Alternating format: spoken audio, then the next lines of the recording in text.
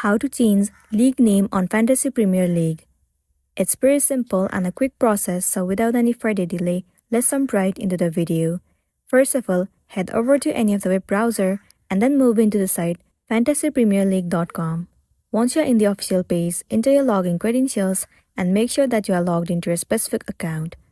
Once you have been logged in, at the very top, you have to click on Leagues and Cups. The leagues that you have created will appear in this page. Right beside the name of the league, you can see the settings icon. Click on it. Wait for a while for it to load. Over here, you can see the section of league name. If you want to change it, all you gotta do is remove the name that you have entered.